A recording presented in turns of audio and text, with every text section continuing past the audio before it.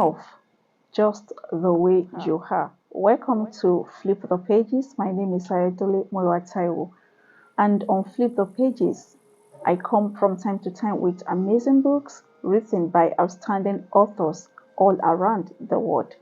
Flip the Pages is my YouTube channel dedicated to book reviews. And on this particular episode, I want to talk about a book that I started talking about in the last 2 weeks. This is the third episode under this series. The title of the series is Michelle Obama's Toolbox. The book that I'm talking about is no other book than The Light We Carry, written by Michelle Obama. I love this book so much because it has a relatable message.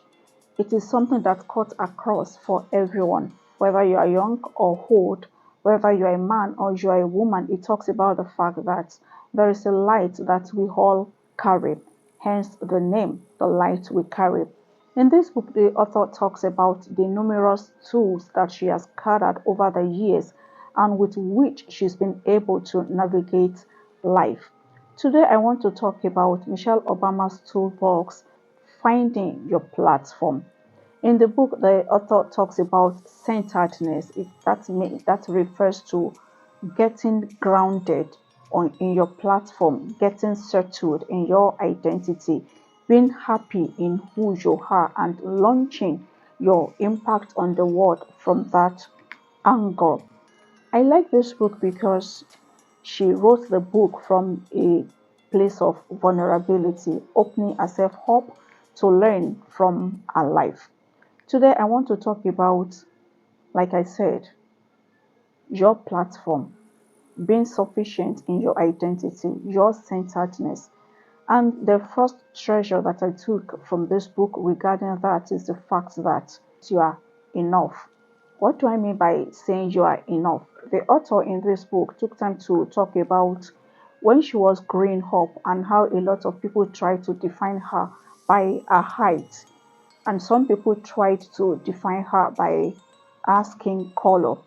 And moving on beyond her height, beyond her color, she got to a point on her journey when she realized that just the way she is enough.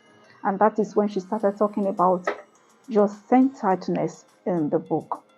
I want you to know that you may not conform to all the standards of beauty that we see on social media, but I want you to know that just the way you are enough.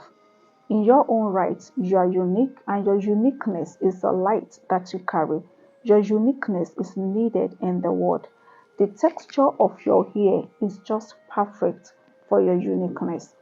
Your height is just good enough for your life's purpose and assignment. Your skin tone is the best for you. Your skin color is ideal for you.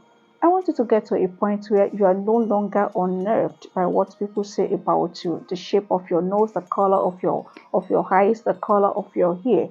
I want you to get to the point, like the author says in this book, the point of enoughness, the point of knowing that you are enough just the way you are, the point of graciously embracing yourself, graciously accepting your identity.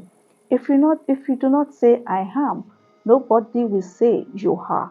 You need to get to the point where you're comfortable in your skin and you are happy in your person. There is no other person who can be like you, exactly like you, born on the same day to the same parents. It is very true that you are a limited version of you. To that end, celebrate the fact that you are rare and you are essential to the affairs of the world. Let me read something quickly to that end from this book. Let's go. On this book, I'm on page 109 and I read, no one can make you feel bad if you feel good about yourself. Still on page 109 and I read, I learned not to hide who I was, but to own it. Let me read something else from page 107 and it says, My father did not worry about how others saw him. He was good with himself, clear about his own worth, centered despite being physically unbalanced.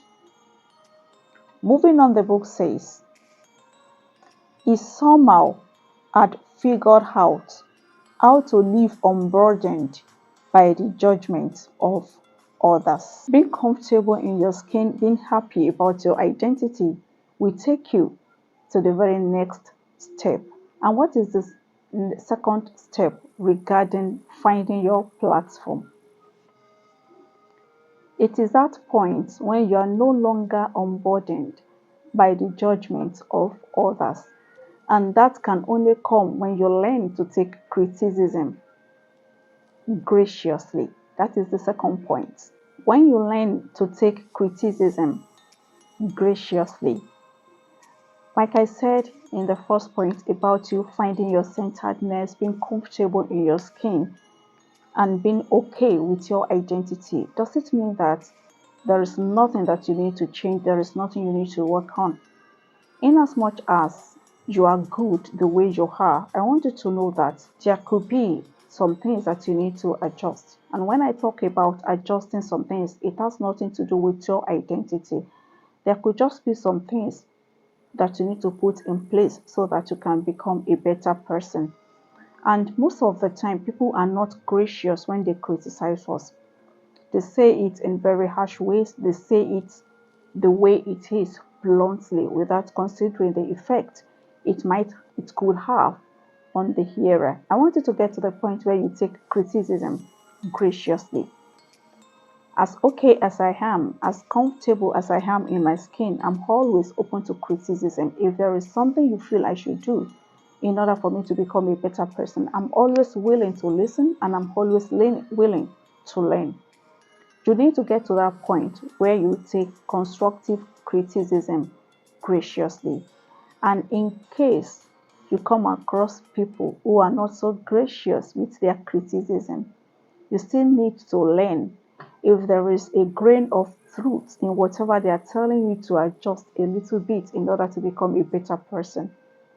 But they failed to talk to you graciously. You need to come to the point where you know that it is for your own good. One of the things that will help you to find your platform is when you strive to become better every day. When you know that who I was yesterday has the capacity to become better. When you realize that there is always a better version of me that is just waiting. It can unfold any moment I let it. You will take criticisms graciously.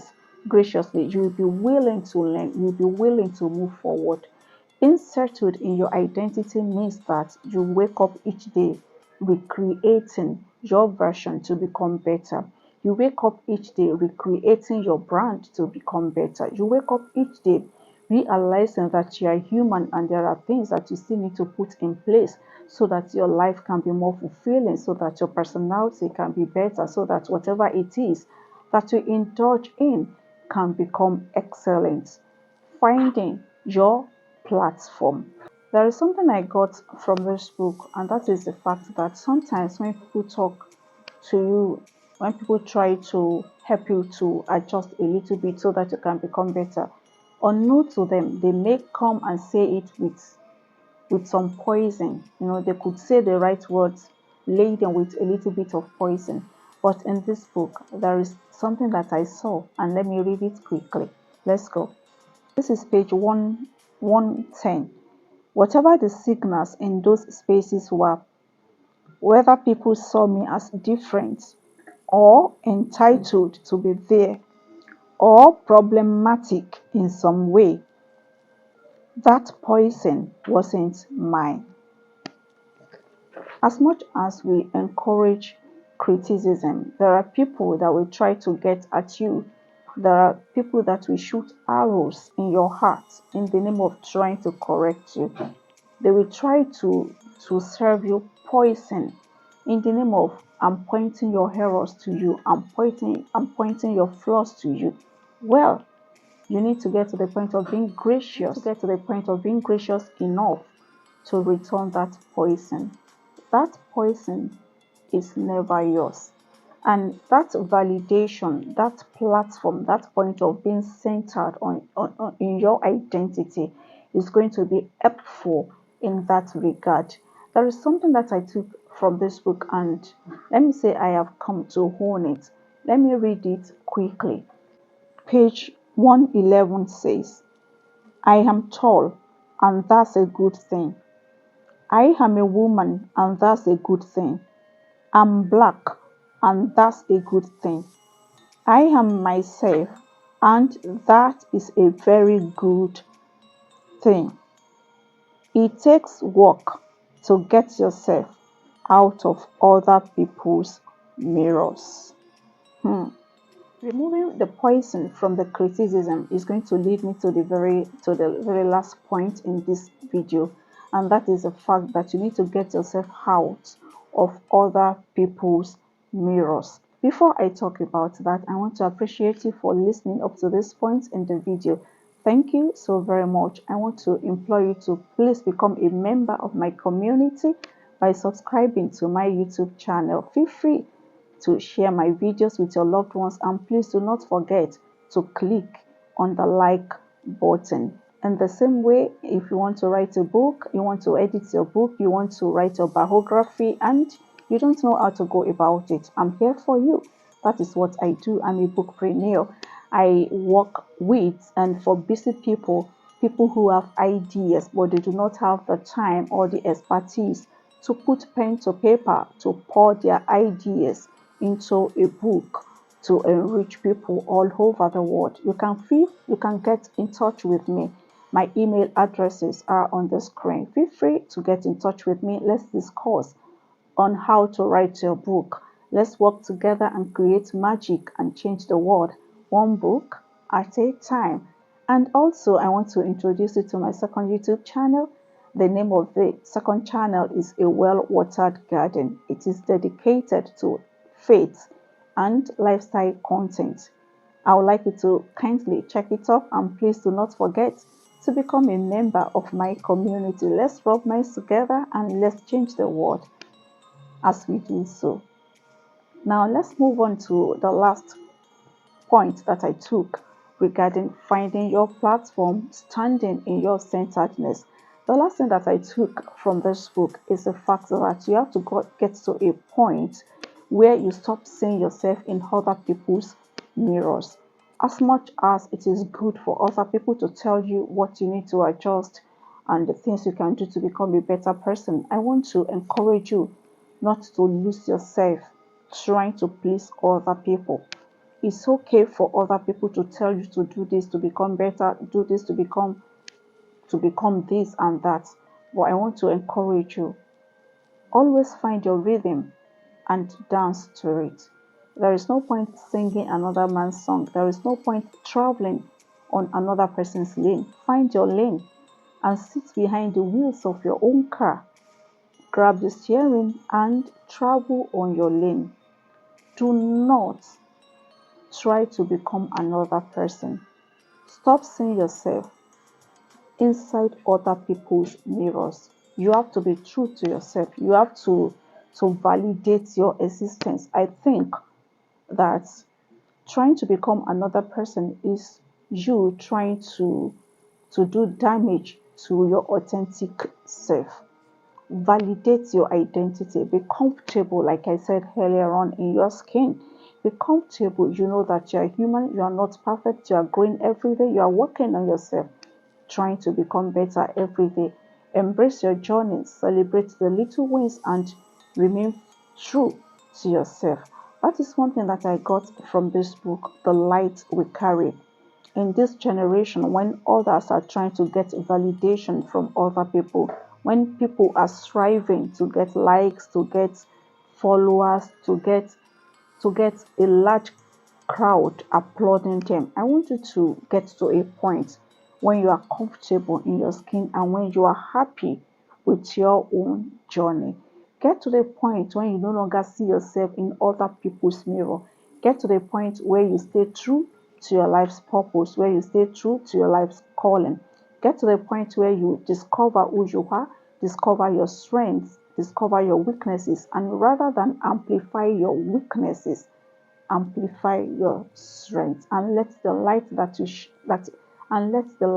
carry shine to the whole world. Thank you so much for being a part of today's episode. This is the third episode. I have one more episode to wrap up on Michelle Obama's toolbox. I'm so sure that you have discovered some tools that are vital to help you navigate your life's journey. I'll be back shortly with the final episode on this series. Before I come back, this is Sarito Daily Moiwata. I will say thanks so much for being in my space. I do appreciate it. Bye for now.